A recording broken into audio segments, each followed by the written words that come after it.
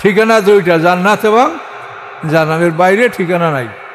মানুষ দুই দল, মোমেন এবং কাফের, এর বাইরে কোনো দল নাই। এই সমস্ত দল আমরা কারা করছি, এরা আল্লাহর কাছে উপস্থিত হয়ে তারা জবাব দিতে বাধ্য থাকবে। খালি দল দল খালি দল। আল্লাহ বলেন মানুষ দুই দল, মোমেন এবং কাফের। তোমাদের মৃত্যুর পরে সংরক্ষণ ইল্লিন এবং সিজিন, দুই দলের দুইটা ঠিকানা। বিচারের পায় তোমাদের ঠিকানা দুইটা, জান্নাত এবং জাহান্নাম। কাজে আপনারা যে এত দল করেন, কিসের ভিত্তিতে, কিসের বলে এই দলগুলো আপনারা করেন? এগুলো হলো অহংকার। আমি একটা দল করলে আমি দলের মহাসচিব, আমি নেতা। যদি সব এক হয়ে যায় তাতে একজন নেতা হবে, সেই নেতা যদি আমি না হইতে পারি তা সে আমার দল ছোট হইলেও আমি নেতা। কাজেই প্রত্যেক দলের নেতাই একটা আলাদা সম্মান পায় সমাজে, কি ঠিক না? যে অমুক দলের উনি, অমুক দলের উনি, অমুক দলের উনি। তা আপনার এই সম্মান দুনিয়াতেই সীমাবদ্ধ, আপনি কঠিন জবাবের সম্মুখীন হবেন। মোমেন এবং কাফের দুই দল ছাড়া কোনো দল নাই। তাহলে আমাদের কত সতর্ক থাকা উচিত, এবং এগুলি সব ওজন করা হবে। ভালোগুলি ডান দিকে যাবে, মন্দগুলি বাম দিকে যাবে, এবং এইভাবে এটাকে ওজন করা হবে। হাসরের ময়দানে যদি আপনার ন্যাকামল ভারী হয়, আপনি খালাস, বিনি হিসেব জান্নাতে যাবেন। আর যদি ন্যাক কম হয়ে যায়, বদামল ভারী হয়ে যায়, শাস্তি কাটা লাগবে। ইমান নিয়ে মৃত্যু হলে একদিন জান্নাত পাবেন, কিন্তু বহু শাস্তি কাটা লাগবে। একবার দোজকে ঢুকলে বহু কাল না ঢুকে, শাস্তি ভোগ না করে বেরোতে পারবে না কেউ। এই জন্য যাতে ঢোকা না লাগে সেই চিন্তা করবেন। তো একটা মানুষের জীবন কত ভয়ঙ্কর এখন ভেবে দেখেন। কিন্তু আমরা মনে করি কি যে আমরা তো ফ্রি, কেউ যখন দেখে না তখন আমি যাই সে তাই করি, আমি এখন ফ্রি। না, কখনোই না। আপনার কাছে সবসময় আল্লাহ আছেন, সবসময় আল্লাহর প্রহরী আছে। সতর্কতার সহিত কথা বলতে হবে, সতর্কতার সহিত কাজ করতে হবে। মৃত্যুর ফেরেশতা উপস্থিত হওয়ার পূর্বক্ষণ পর্যন্ত আপনি ন্যাকামল করতে পারবেন, তওবা করতে পারবেন, কিন্তু মৃত্যুর ফেরেশতা উপস্থিত হয়ে গেলে আপনার ঈমান, তওবা, ন্যাকামল কিছুই কবুল হবে না। আর কেউ যদি মনে করে যে মৃত্যুর আগে আগে তওবা করবো, সে তওবা কবুল হবে না। তাও কোরআনে বলা আছে, ওয়ালাইসাতিত তাওবাতু লিল্লাযীনা ইয়ামালুনা সাইয়্যাতি হাত্তা ইযা হাদারা আহাদুহুল মাউত ক্বালা ইন্নী তুবতু আন। পরিষ্কার। ওয়ালাইসাতিত তাওবা, তাদের তওবা নাই, তাদের তওবা কবুল হবে না। ইয়ামালুনা সাইয়্যাত, যারা সারা জীবন পাপ করেছে, খারাপ কাজ করছে। হাত্তা ইযা হাদারা আহাদুহুল মাউত, এমনকি তাদের কারো কাছে যখন মৃত্যু এসে উপস্থিত হলো, তখন সে কি বললো? ক্বালা ইন্নী তুবতু আন, আল্লাহ আমি এখন তওবা করছি। আল্লাহ বলেন এদের তওবা আমি কবুল করবো না। কাজে কেউ যেন অপেক্ষা না করে যে আমি একটু পাপ করিনি, তওবা করলে তাহলে মাফ করে দেবে, কিন্তু তার তওবা নসিবই হবে না। আর নসিব হলো মৃত্যুর সময় তওবা কবুল হবে না। এটা পরিষ্কার কোরআনে বলা। সম্মানিত সুধীমণ্ডলী, আমরা সূরা কফ এর 16 নম্বর আয়াত থেকে এখন আলোচনা শুরু করতে যাচ্ছি ইনশাআল্লাহ। আউযু বিল্লাহি মিনাশ শাইতানির রাজীম, বিসমিল্লাহির রহমানির রহিম। ওয়ালাকাদ খালাকনাল ইনসানা ওয়া না'লামু মা তুওয়াসওয়িসু বিহি নাফসুহু। আল্লাহ বলেন, নিশ্চয়ই আমি মানুষ সৃষ্টি করেছি এবং আমি জানি তার মনে কি কুমন্ত্রণাগুলি জাগ্রত হয়। মানুষের মনের মধ্যে কুমন্ত্রণাটা জাগ্রত হয়, কিন্তু এটা মোমেনরা এটা বাস্তবায়িত করে না। মনে আসে, আল্লাহর নাম নেয়, আউযুবিল্লাহ পরে দূর হয়ে যায়, কিন্তু মনে আসে, মনে না এসে পারে না। তো আল্লাহ বলেন আমি জানি যে তাদের মনে কি কুমন্ত্রণাগুলি জাগ্রত হয়, এবং মোমেনদেরকে এ ব্যাপারে আল্লাহ সাহায্য করেন। অন্য আয়াতে আসে সূরা আনফাল বা তওবায়, ওয়ান্নাল্লাহু ইয়াহুলু বাইনাল মারই ওয়া কলবি, যে আল্লাহ তাআলা মানুষের দেহ এবং মন এর মাঝখানে প্রতিবন্ধক হন। মন যেটা চায় সে যদি খারাপ হয়, তো দেহ যেন সেটা করতে না পারে, এই জন্য আল্লাহ মাঝখানে প্রতিবন্ধক হন। বিরাট ব্যাপার, আল্লাহর বড় অনুগ্রহ। আবার কাফেররা যাতে ভালো কাজ না করতে পারে সেটাও আল্লাহ করতে দিবে না, ওদেরকে বিনি হিসেবে জাহান্নামে নিবে। কোন কাফের? যাদের ব্যাপারে চূড়ান্ত হয়ে গেছে যে বহুবার তাদেরকে দাওয়াত দেওয়ার পরেও, বোঝা শোনার পরেও তারা সত্যকে প্রত্যাখ্যান করেছে, যাদের ব্যাপারটা চূড়ান্ত হয়ে গেছে, যারা জাহান্নামী অবশ্যই, তাদের ক্ষেত্রেও আল্লাহ তাআলা ভালো করার ক্ষমতা তাদেরকে দিবেন না। এটা আপনারা দেখতে পান যে একটা লোক 1 লক্ষ টাকা খেলার চাঁদা দিতে পারে, কিন্তু মাহফিলের জন্য যদি যান বা ধর্মীয় কোনো অনুষ্ঠানে যদি যান, 10-20 টাকা দিতেই কপাল ঘুষিয়ে যায়। এটা মানে খুব বিরক্ত মনে করে। তাহলে আল্লাহ তাআলা এদের দান পছন্দ করেন না, এই জন্যই তারা দিতে পারে না। তো আল্লাহ বলেন যে তোমার মনের মধ্যে যে কুমন্ত্রণাগুলি জাগ্রত হয় এগুলি আল্লাহ জানে, এগুলি আল্লাহ ছাড়া কেউ জানে না। শয়তান ওয়াসওয়াসা দিতে পারে, কিন্তু মনের মধ্যে কি আছে সেটা শয়তান জানে না। ওয়া নাহনু আকরাবু ইলাইহি মিন হাবলিল ওয়ারিদ, এবং আমি আল্লাহ আকরাবু অতি নিকটে, ইলাইহি তার প্রতি, তার কাছে, মিন হাবলিল ওয়ারিদ তার প্রধান রগগুলির চেয়েও, মানে প্রধান রগগুলি যেগুলি মানুষ কেটে দিলে মানুষ মারা যায়। হলকুম, মারি, অদাজান, এই 4টে জিনিস এখানে। হলকুম হলো যেটা, এটা এখানে যে এটা উঁচু জায়গা, এটা হলকুম। এর নিচে হলো অন্ননালী, এটা শ্বাসনালী, এর নিচে অন্ননালী, এটাকে বলে মারি। আর অদাজান 2 সাইডে 2টা মোটা রগ। এই 2 সাইডে যে 2টা মোটা রগ, আল্লাহ বলেন এই হাবলের ওয়ারিদের চাইতেও আমি বান্দার নিকটে অবস্থান করি। কিভাবে করেন সেটা তিনি জানেন, তিনি করেন, বলেছেন, আমরা এটাকে মানব, এটা বিশ্বাস করবো, এটা হলো আমাদের কাজ। আচ্ছা, আরো বল, এ তো আল্লাহ নিজে। এরপর বলেন এর ইয়াতালাক্কাল মোতালাক্কিয়ান আনিল ইয়ামিন আনিল শিমালি কঈদ, স্মরণযোগ্য যখন গ্রহণ করে, সংগ্রহ করে 2 জন সংগ্রহকারী, কেরামান কাতিবিন। কেরামান মানে সম্মানিত, কাতিবিন মানে লেখক দল। এমন না যে ডান কান্তে কেরামান আর বাম কান্তে কাতিবিন, এরকম কিন্তু না। কেরামান কাতিবিন মানে হলো এটা ফেরেশতাদের ডেজিগনেশন, সম্মানিত লেখক দল। তা আল্লাহ বলেন স্মরণযোগ্য যখন সংগ্রহ করে 2 জন সংগ্রহকারী, আনিল ইয়ামিনি অনিল শিমালে, ডান দিক হতে এবং বাম দিক হতে, 2 জন 2 সাইডে বসা। কাঁধের 2 কাঁধেও বসতে পারে, আর দাঁতের মাড়ির 2 সাইডেও বসতে পারে, অতি সূক্ষ্ম। এবং দাঁতের মাড়ির গোড়ায় যদি বসে ফেরেশতা, তাহলে আপনি যত ছোট আওয়াজ করেন সেটা সে অবশ্যই শুনতে পাবে। আর ফেরেশতারা শুনতে না পাইলে লিখতে পারবে না, ফেরেশতারা গায়েব জানে না। আল্লাহ মনের কুমন্ত্রণা জানে, কিন্তু এটা ফেরেশতারাও জানে না, জিন জাতি জানে না। এই জন্য আমরা যে নামাজে কেরাত পড়ি, যেটাকে খফি কেরাত বলা হয়, চুপে চুপে, এটার সীমানা হলো ইসমাউ নাফসি, অন্তত নিজে যেন শুনতে পাই। আমরা যদি নিজে শুনতে না পাই তো ফেরেশতাই শুনতে পাবে না, এবং এটা রেকর্ড করতে পারবে না ফেরেশতা। এই জন্য কেরাতটা আমরা যেটা চুপে পড়ি সেটা ইসমাউ নাফসিহি, মানে নিজের কানে শুনতে হবে। তো আল্লাহ বলেন 2 জন সংগ্রহকারী, সম্মানিত লেখক দল, ডান দিক থেকে বাম দিক থেকে বসে বসে তারা আমাদের আমল সংগ্রহ করে। কিভাবে সংগ্রহ করে দেখেন, মায়াল ফিজুমেন কাউলেন, উচ্চারণ করে না কোনো বাক্য, লাফাজা শব্দের অর্থ নিক্ষেপ করা। তা আমরা জিহ্বার থেকে এটা এজেক্ট করি, নিক্ষেপ করি। এটা মায়াল ফিজুমেন কাউলেন, উচ্চারণ করে না কেউ কোনো কথা, ইল্লা লাদাইহে রাকিবুন আতিদ, ব্যতীত যে তার কাছে রয়েছে একজন প্রহরী প্রস্তুত, রেডি স্ক্রাইব, মানে লেখার জন্য রেডি হয়ে বসে আছে। তো মানুষ যখনই কোনো কিছু উচ্চারণ করে সাথে সাথে এটা লেখা হয়, লেখার জন্য ফেরেশতা প্রস্তুত। তাহলে আমাদের কত সতর্ক থাকা উচিত।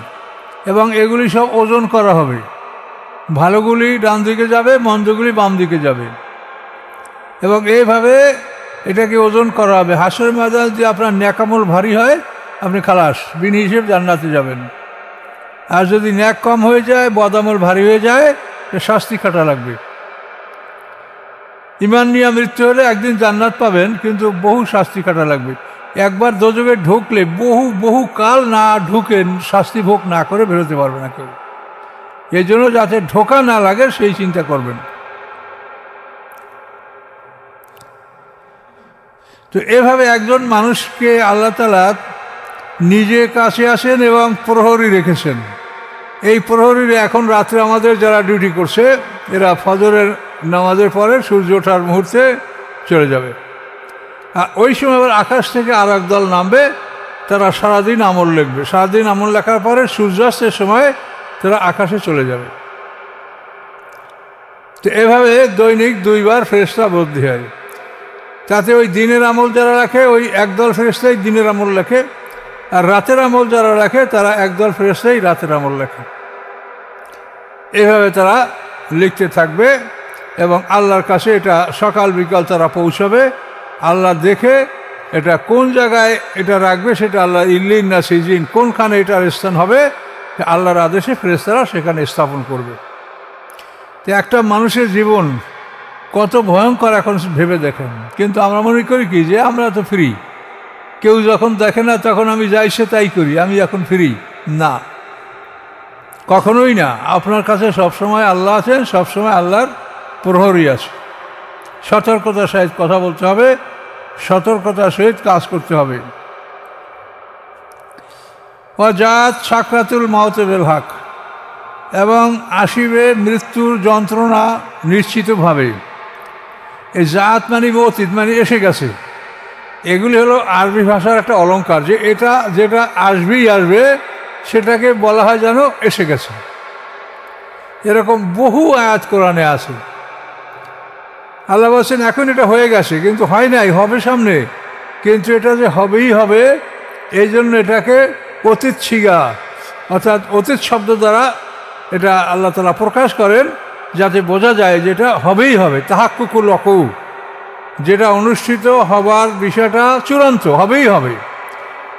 তো মৃত্যুর যাতনা আসবেই আসবে, এজন্য মনে হয় এসে গেছে। ওয়াজাত সাকরাতুল মাউত বিল হক যালিকা মা কুনতা মিনহু তাহিদ, ইয়া এমন এক জিনিস যে তুমি উহা থেকে পালাতে পারবে না। তাহলে এখন সবারই কষ্ট হবে না। মৃত্যুর ফেরেশতা 2 দল, একদল হলো নাজিয়াত, এরা কাফেরদের জীবন সংগ্রহ করবে, মানে মৃত্যু কার্যকরী করবে। আর আরেক দল হলো নাশেতা, দুটোই কোরআনে আছে। আর নাজিয়াতে গারকা আর নাশেতাতে নাস্তা। এই নাজিয়াত ফেরেশতারা হলো জাহান্নামীদের জান কবজ করবে, কাফের জান কবজ, পাপীদের জান কবজ করবে। আর নাশেতাতে নাস্তা, এরা হলো মৃদুভাবে বন্ধন করে দিবে, মোমেনদের জান কবজ করবে। কাজে মৃত্যুর যাত্রাটা মোমেনদের হবে না, মোমেনদেরকে আল্লাহ তাআলা তার জান কবজ করে। ফেরেশতার গ্রুপই আলাদা, নাশেতাত নাজিয়াত। তো কোরআন পাকে 30 পারায় 2য় সূরা আম্মার পরে এই নাজিয়াত সূরাটা আসে। নাজিয়াত মানে জোরে টেনে হেসড়ে প্রাণ বাইর করবে। ফেরেশতারা প্রথম এসে বলবেন, হে নাফসে আম্মারা, নাফসে খবিসা, বের হও। তো ওই ফেরেশতা তখন ওই মানুষ দেখতে পাবে, দেখা ভয় পাবে, আর বলবে যে একদিন আলেমরা যা বলছে কোরআন পাকে যা ছিল সব সত্য, তো আমরা তো মানি নাই, তো এখন আমি মানবো। আল্লাহ আমারে ওরা টাইনে নিয়ে যায়, আপনি আমাকে দুনিয়াতে রাখেন, ফিরিয়ে রাখেন। রব্বের জিউন, রাজামানি ফিরানো, যে ওরা যেদিক নেয় তার বিপরীত দিকে আমাকে ফিরিয়ে দুনিয়া আনেন। তাহলে আমি কি করব? লাল্লি আমালু সালেহান ফিমা তারাক্তু, যে ভালো কাজগুলি আমি ছেড়ে দিয়েছিলাম এগুলি সব আমি করব। এর যাবে আল্লাহ কি বলছেন? কাল্লা, কখনোই না। ইন্না কালিমাতুন হুয়া কাইলুহা, এটা এমন একটা বাক্য যে তারা সবাই এটা বলবে। আর মৃত্যুর সময় যদি আল্লাহ তাআলা তাদের অনুরোধ রক্ষা করেন, তাদের ঈমান গ্রহণ করেন, তাহলে একটা লোকও দোজখে যাবে না। মৃত্যুর সময় প্রত্যেকটা মানুষ ঈমান আনবে, তাহলে দোজখ খালি থাকবে? এই জন্য সীমানা দেওয়া আছে যে আপনার মৃত্যুর ফেরেশতা উপস্থিত হওয়ার পূর্বক্ষণ পর্যন্ত আপনি আমল করবেন, এটা গৃহীত হবে। মৃত্যুর ফেরেশতা যখন আপনি দেখতে পাবেন, মৃত্যুর আলামত যখন স্পষ্ট হয়ে যাবে, তখন আপনার ঈমান কোনো কাজে আসবে না, গৃহীত হবে না। এজন্য ফেরাউনের মৃত্যুর ইতিহাস কোরআনে আল্লাহ তাআলা স্পষ্টভাবে বলেছেন যে লোহিত সাগরে যখন ফেরাউন ডুবে মারা যাচ্ছিল, তখন ফেরাউন ঈমান এনেছিল। কি বলেছিল? আমানতু আন্নাহু লা ইলাহা ইল্লাল্লাযী আমানাত বিহি বানু ইসরাঈল ওয়া আনা মিনাল মুসলিমিন। এটা ফেরাউনের উক্তি কোরআনে আল্লাহ তুলে দিয়েছেন। আমানতু, আমি ঈমান আনছি, আন্নাহু লা ইলাহা, নিশ্চয়ই নাই কোনো ইলাহ, নাই কোনো মাবুদ, ইল্লাল্লাযী, ওই আল্লাহ ছাড়া, আমানত বি বানু ইসরাঈল, বনি ইসরাঈল যে আল্লাহর উপর ঈমান এনেছে সে আল্লাহ ছাড়া কোনো আল্লাহ নাই। ওয়া আনা মিনাল মুসলিমিন, আমি মুসলমানদের একজন। এভাবে স্পষ্ট ভাষায় ফেরাউন ঈমান এনেছে। আল্লাহ বলেছেন কি, আল আন, এই বেটা এখন এখন, তুই এত সময় কি করছিলি, অকত আসাই তা কবল, এই এক মুহূর্তের আগে তুই আমার নাফরমানি করেছো, আমার পয়গম্বরকে হত্যা করার জন্য তুই ঘর থেকে বের হয়েছো, আর এখন ঈমান আনছো তুই। তা আমি কি করব, ফালিয়া বানুরাজ্জি কাবি বাদানেকা, আজকে আমি তোর দেহটাকে মুক্তি দিয়ে দিলাম, তোর দেহটা ফসবে না, দুনিয়ার মানুষ তোকে দেখবে আর চিনবে যে এই ফেরাউনের কথা আল্লাহ কোরআনে বলেছে। তাহলে কোরআন যে সত্য এটা আপনি বুঝতে পারবেন। ফেরাউনের লাশ মিশরের জাদুঘরে সংরক্ষিত আছে, 8টা লাশ সেখানে আছে, তার মধ্যে 2 নম্বরটা হলো এই ফেরাউন, এবং লেখা আছে গায়েরও মমি, এই লাশটা মমি করা নয়। তাহলে এখন দেখেন এই সমস্ত ঘটনা কোরআন পাকে একাধিক জায়গায় বলা আছে। ফেরাউন যখন ঈমান আনে তখন জিবরিল আমিন এক মুষ্টি কাদা তুলার মুখ চেপে ধরছিল। তো আমান তো এই একবার বলার পর দ্বিতীয়বার বলতে পারে না, ও করছে খালি। আল্লাহ বলছে, ও জিবরাইল তুমি আর মুখ চেপে ধরলা কেন? তো জিবরাইল বলেনি, আল্লাহ আপনি রহমান রহিম, ও যদি বারবার বলে আমান্তু আমান্তু, তা আপনি যদি ঈমান কবুল করেন আমার এই সন্দেহে আমি ওর মুখ চেপে ধরছি। তো আল্লাহ বলেন, তো এত শত্রুতা তুমি কেন, কি হয়েছে, ওর কি সমস্যা? তো তখন জিবরাইল বলেন যে মুসা আলাইহিস সালামের সাথে যখন জাদুর মোকাবেলা হচ্ছিল ফেরাউনের, সেই দিন ফেরাউন বলেছিল আনা রব্বুকুমুল আলা, আমি তোমাদের সবচাইতে বড় রব। তো জিবরাইল বলে, বেটা তুই বড় রব, তোর রবগিরি আমি দেখে নেব, তোকে যেদিন ধরবে আল্লাহর ফেরেশতারা, আমি সেদিন আমার কাজ আমি করব। তাহলে এগুলির থেকে আমরা স্পষ্ট বুঝতে পারছি যে একটা সীমারেখা আছে। মৃত্যুর ফেরেশতা উপস্থিত হওয়ার পূর্বক্ষণ পর্যন্ত আপনি নেকামল করতে পারবেন, তওবা করতে পারবেন, কিন্তু মৃত্যুর ফেরেশতা উপস্থিত হয়ে গেলে আপনার ঈমান, তওবা, নেকামল কিছুই কবুল হবে না। আর কেউ যদি মনে করে যে মৃত্যুর আগে আগে তওবা করবো, সে তওবা কবুল হবে না, তাও কোরআনে বলা আছে, ওয়ালাইসাতিত তাওবাতু লিল্লাযীনা ইয়ামালুনা সাইয়্যাতি হাত্তা ইযা হাদারা আহাদাহুমুল মাউত ক্বালা ইন্নী তুবতু আন, পরিষ্কার। ওয়ালাইসাতিত তাওবা, তাদের তওবা নাই, তাদের তওবা কবুল হবে না। ইয়ামালুনা সাইয়্যাত, যারা সারা জীবন পাপ করেছে, খারাপ কাজ করছে, হাত্তা ইযা হাদারা আহাদাহুমুল মাউত, এমনকি তাদের কারো কাছে যখন মৃত্যু এসে উপস্থিত হলো তখন সে কি বললো, ক্বালা ইন্নী তুবতু আন, আল্লাহ আমি এখন তওবা করছি। আল্লাহ বলেন, এদের তওবা আমি কবুল করব না। কাজে কেউ যেন অপেক্ষা না করে যে আমি একটু পাপ করিনি, তওবা করলে তাহলে মাফ করে দেবে, কিন্তু তার তওবা নসিবই হবে না, আর নসিব হলো মৃত্যুর সময় তওবা কবুল হবে না। এটা পরিষ্কার কোরআনে বলা।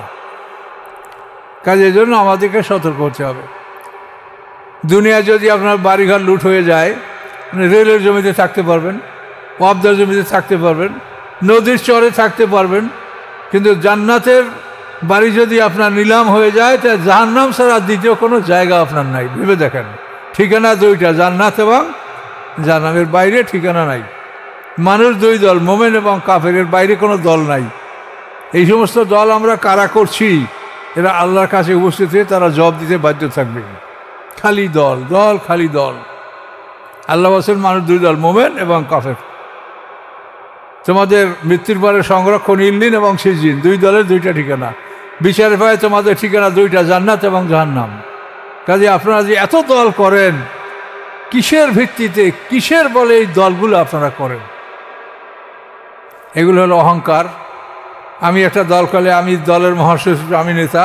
যদি সব এক হয়ে যায় তাতে একজন নেতা হবে, সেই নেতা যদি আমি না হইতে পারি তা সে আমার দল ছোট হইলেও আমি নেতা। কাজেই প্রত্যেক দলের নেতাই একটা আলাদা সম্মান পায় সমাজে, কি ঠিক না? যে অমুক দলের উনি, অমুক দলের উনি, অমুক দলের উনি। তা আপনার এই সম্মান দুনিয়াতেই সীমাবদ্ধ, আপনি কঠিন জবাবের সম্মুখীন হবেন। মোমেন এবং কাফের 2 দল ছাড়া কোনো দল নাই।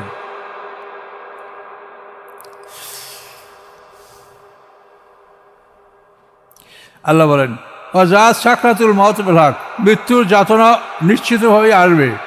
জালিকা, ইহা মা কুনতা মিনহু তাহিদ, ইহা এমন এক জিনিস যার থেকে তুমি পালাতে ছিলে, তুমি লুকাচ্ছিলে যে তুমি মৃত্যুর থেকে বেঁচে যাবে। তুমি এই জন্য লক্ষ কোটির ব্যয় করে তুমি চিকিৎসা করছিলে যে তুমি মৃত্যু থেকে রক্ষা পাবে, কিন্তু কাজ হবে? কিছুই হবে না। আচ্ছা, এ হলো মৃত্যুর পালা। তারপর অনুফকাবে সুর, সিংহা বাজানো হবে। মৃত্যুর পরে আমরা বরজাকে থাকবো এবং সকল মানুষের যখন মৃত্যু হয়ে যাবে, হ্যাঁ, তারপরে হবে আমাদের কিয়ামতের পালা, আল্লাহর হিসাব নিকাশের পালা। সকল মানুষ মৃত্যুবরণ না করা পর্যন্ত হিসাব নিকাশে আল্লাহ যাবেন না। তো আল্লাহ বলে নুফাকা সুর, সিংহা বাজানো হবে। জালিকা ইয়াউমুল ঈদ, এবং এইটা হলো সেই শাস্তির দিন, প্রতিশ্রুতির দিন, শাস্তির দিন। অজাত কুল্লু নাফসিন মাহা সায়াকুম শাহিদ, এবং সেদিন প্রত্যেকটা মানুষ আল্লাহর কাছে আসবে। কিভাবে আসবে? যে সাথে থাকবে তার একজন পরিচালক, একজন সাক্ষী। ওই দুই ফেরেশতা যারা আপনার আমলনামা রাখে, এদের দুইজনের একজন হবে সায়েক, সায়েক মানে ড্রাইভার, পরিচালক, আর একজন হবে সাক্ষী।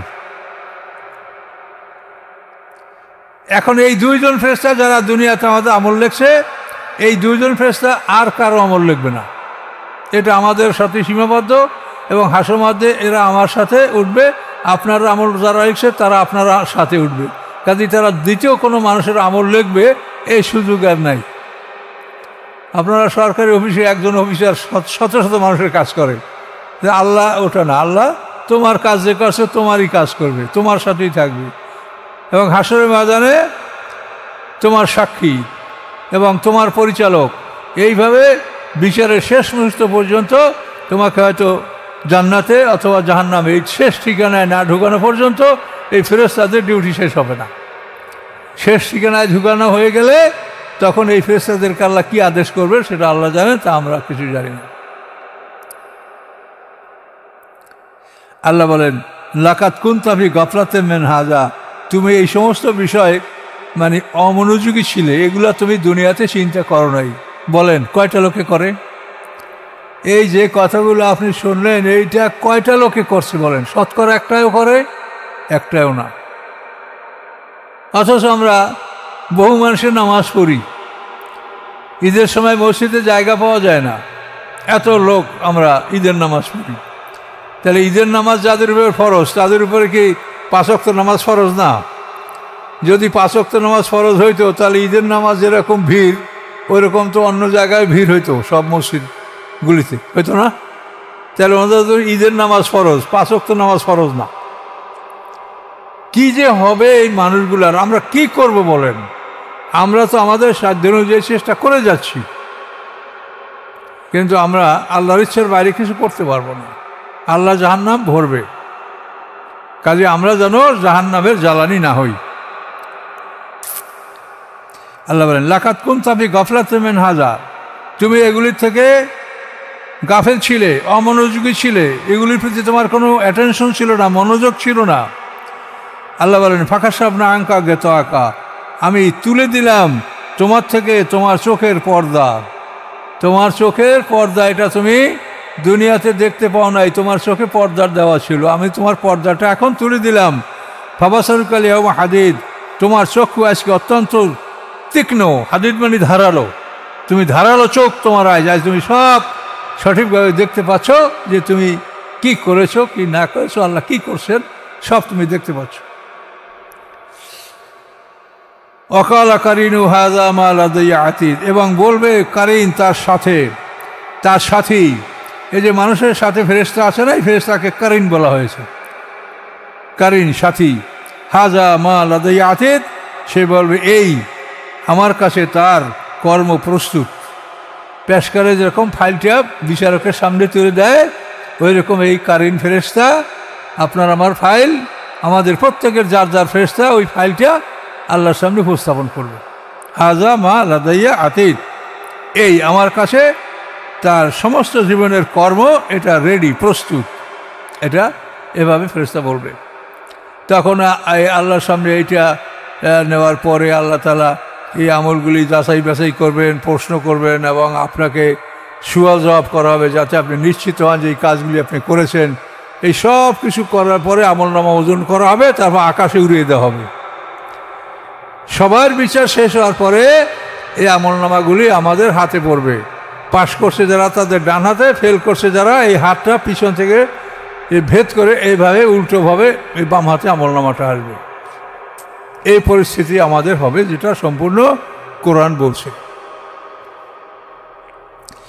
তো আল্লাহ তাআলা কি করবেন বলেন, আল কিয়াফি জাহান্নামা, তোমরা দুজনে তাকে জাহান্নামে ফেলে দাও। ওই দুইজন শায়েক এবং শাহিদ, যে দুজনে আমলনামা লিখেছে, তাদেরকে আল্লাহ বলবেন আল কিয়াফি জাহান্নামা, তোমরা দুজনে তাদেরকে জাহান্নামে নিক্ষেপ করো। কুল্লা কাফারিন আনিদ, সকল অবিশ্বাসী এবং সকল আনিদ মানে অবাধ্য, অবিশ্বাসী এবং অবাধ্য, এদেরকে তোমরা দুজনে কি করো, জাহান্নামে ফেলে দাও। এদের স্বভাব কি ছিল, মান্নাইল খায়রে, ভালো কাজে বাধা দিত, মুতাদিন সীমালঙ্ঘনকারী, মুরিব সন্দেহ পোষণকারী। এই ভালো কাজে বাধা দান, এটা কিন্তু আমরা করি, অনেক সময় আমরা আলেমরাও করি, ভালো কাজে বাধা দান। আমরা আল্লাহর কাছে সবাই শত্রু লঙ্ঘ উঠবো, কেউ মাওলানা সামনা পাগড়ি দাড়ি টুপি কেউ নিয়ে উঠবো না, আমরা কিন্তু সবাই এক অবস্থা আল্লাহর কাছে যাব। মান্নাইল খায়রে, এরা ভালো কাজে বাধা দানকারী, মুতাদিন সীমালঙ্ঘনকারী, মুরিব সন্দেহ পোষণকারী। আর এদের স্বভাব কি ছিল, আল্লাহ জি জাআলা মা আল্লাহ ইলাহান আখার, আল্লাহর সাথে অন্য ইলাহ তারা নির্বাচন করেছে। আরবের কাফেররা আল্লাহকে মানত যে আল্লাহ আছে, এটা কোনো রকম অস্বীকার করতো না, কিন্তু তার সাথে লাত, উজ্জা, মানাত, হবল এইসব দেবতাও থাকবে। আল্লাহ একা এত কাজ করতে পারবে? আল্লাহ এত মানুষের কথা শুনতে পারবে? কাজে আল্লাহর সাথে এই শরীক থাকবে। পৃথিবীতে কিন্তু সকল ধর্মের লোককে আল্লাহ মানে, হিন্দু, খ্রিস্টান, বৌদ্ধ, এরা সবাই, ইহুদি, সবাই কিন্তু আল্লাহকে মানে। কিন্তু আল্লাহকে কিভাবে মানতে হবে, সেভাবে না মানলে আমরা মোমেন হব না, মুক্তি পাব না।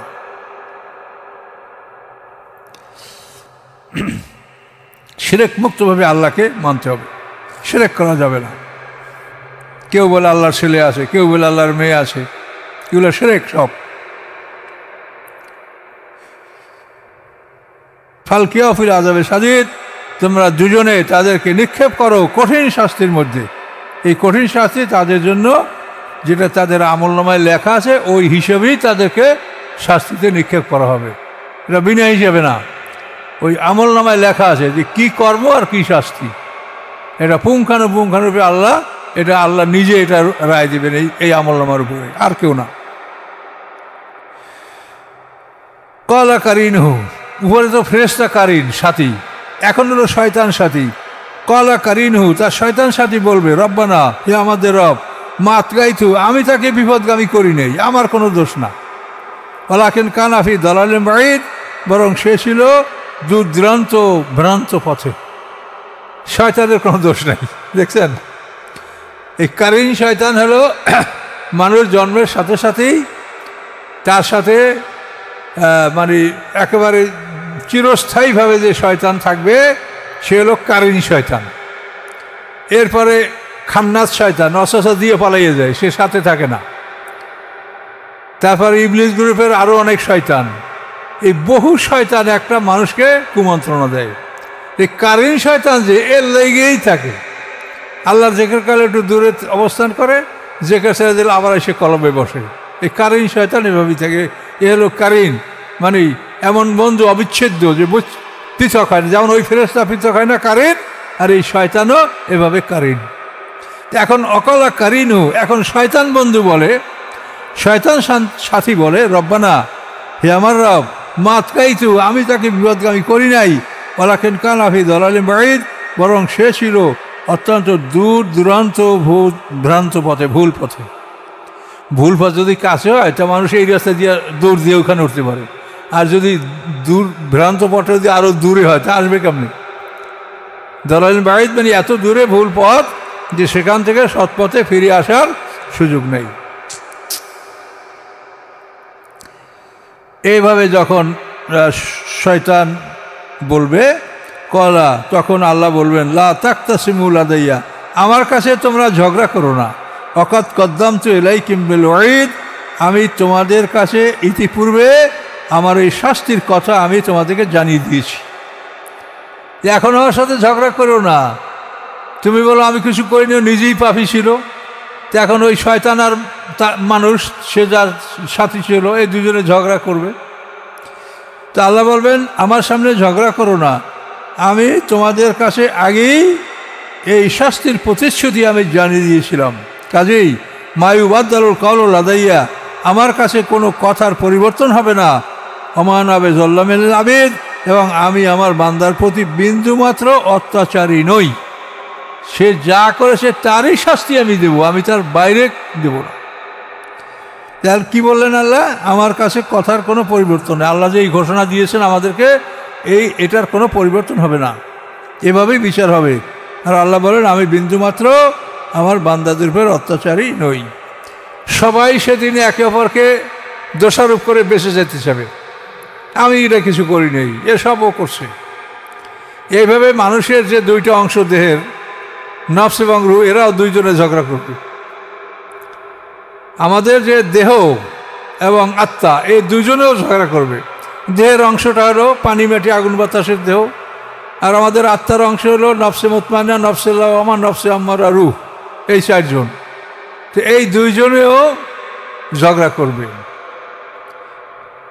এটা কোরআনেই বলা আছে যে এই দুইজন, মানে দেহ এবং মন, এই দুইজনে ঝগড়া করবে। দেহ বলবে যে আল্লাহ আমি তো একটা অসার, আমার কোনো নড়াচড়ার কোনোই ক্ষমতা ছিল না, আমি একটা মরা কাঠের মতো পড়েছিলাম। ওই রুহ আমার মধ্যে ঢুকছে, এরপরে আমি এই অপরাধগুলি করতে পারছি, কাজে শাস্তি হবে, রুহকে শাস্তি দেন। কথা বলতে পারছেন? এটা বলবে নফসে। তখন রুহ বলবে যে আল্লাহ আমার হাত নাই, পাও নাই, চোখ নাই, কান নাই, আমি কি দিয়ে অন্যায় করব? অন্যায় তো ও করেছে, আমি আপনার হুকুমে আমি ওর মধ্যে অবস্থান নিয়েছি, কিন্তু অন্যায় তো করেছে। আমার কি হাত পাও আছে, চোখ কান আছে? হ্যাঁ, আমার কি এমন কোনো অঙ্গ আছে যার দ্বারা আমি অন্যায় করতে পারি? এভাবে দুইজনে ঝগড়া করবে।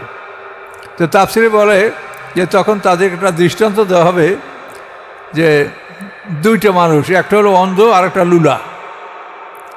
অন্ধ যে তার হাত পা ঠিক আছে, আর লুলা এর চোখ ঠিক আছে কিন্তু চলতে পারে না।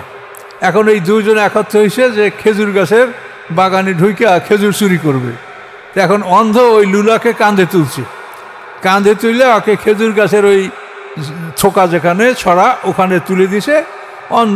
ওই অন্ধ তুলেছে আর লুলা কাটছে, কাটে দুইজনে চুরি করছে। এখন এই দুইজন আর ভালোকে, এখন এই দুইজন আর ভালোকে বলেন উভয় দোষী। আল্লাহ বলেন তোমরা উভয় দোষী, তোমরা আমার কাছে ঝগড়া করো না। লা তাকতাসিমু লাদাইয়া। আচ্ছা, ইয়াউমা নাকুলুল জাহান্নামা হালিম তালাতে, আল্লাহ বলেন সেদিন আমি জাহান্নামকে বলবো হালেম তালাতে, তোমার কি পেট ভরেছে? সব আসামিদেরকে দোজকে ঢুকাইয়ে দিয়া আল্লাহ জাহান্নামকে দোজককে জিজ্ঞাসা করবে হালেম তালাতে, তোমার পেট ভরেছে? অতাকুলু, তখন জাহান্নাম বলবে হালমেম মাজিদ, আরও আছে। মানে তাহলে তার পেট ভরেনি। কত বড় ভয়ঙ্কর অবস্থা! তো তাফসিরে বলা আছে এই কথা যখন জাহান্নাম বলবে যে আরও আছে, তখন আল্লাহ তাআলা তার কুদরতি বাম পাখানা দোজকের উপরে চাপিয়ে ধরবেন। তখন দোজক অতি কষ্টে চিৎকার করে উঠবে, কাত কাত করে ডাক দিয়ে, তিনটা ডাক দিবে, চিৎকার করে উঠবে আর বলবে যে আমার পেট ভরে গেছে। তখন আল্লাহ তাআলা তার কুদরতি বাম পা দোজকের উপর থেকে তুলে নিয়ে আসবেন। এই ভয়ঙ্কর অবস্থা আল্লাহ কোরআনে আমাদেরকে বলেছেন।